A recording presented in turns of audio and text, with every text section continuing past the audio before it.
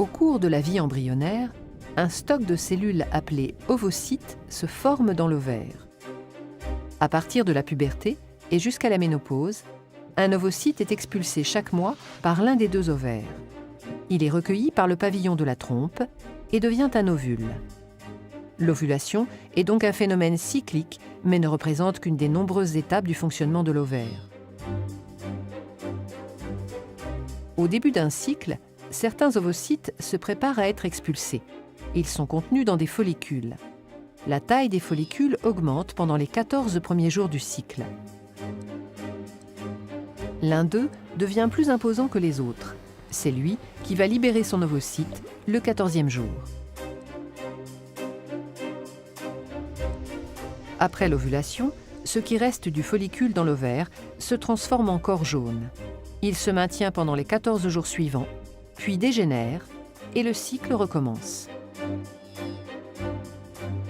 Pendant ce cycle ovarien, un autre organe change d'aspect, c'est l'utérus. Pendant les 5 premiers jours du cycle, sa muqueuse est évacuée. Ce sont les règles ou menstruations. Cette muqueuse se reconstitue durant les 9 jours suivants, période au cours de laquelle sa taille augmente. Après l'ovulation et pendant les 14 derniers jours du cycle, la muqueuse change d'aspect. Elle forme une dentelle utérine très vascularisée. Ces transformations la rendent apte à recevoir un embryon au cas où un rapport sexuel non protégé s'est déroulé, donnant lieu à une fécondation entre l'ovule et un spermatozoïde.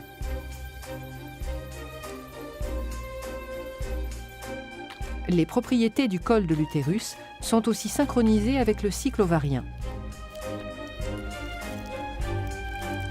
Durant les 11 premiers jours du cycle, le mucus présent au niveau du col forme un maillage resserré qui laisse peu de chance aux spermatozoïdes de pénétrer dans la cavité utérine en cas de rapport sexuel. Quelques-uns y arrivent cependant toujours.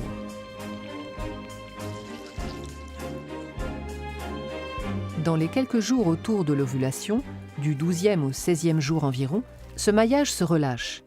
On dit que le mucus, ou glaire cervicale, devient filant. Il laisse passer les spermatozoïdes beaucoup plus facilement. C'est le moment où une fécondation a le plus de chances de se produire et de donner lieu à une grossesse.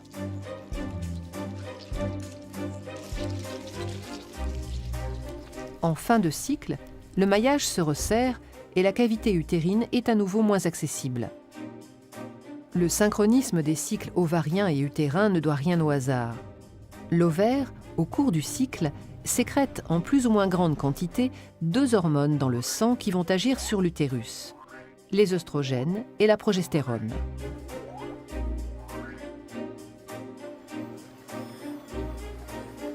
Au début du cycle, la concentration sanguine des 2 hormones est très faible.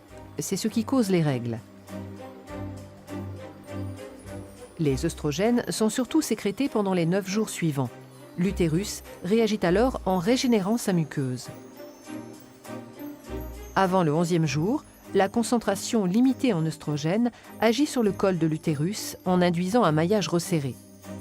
Après le 11e jour, la concentration en œstrogènes atteint un seuil qui entraîne le relâchement du maillage de la glaire.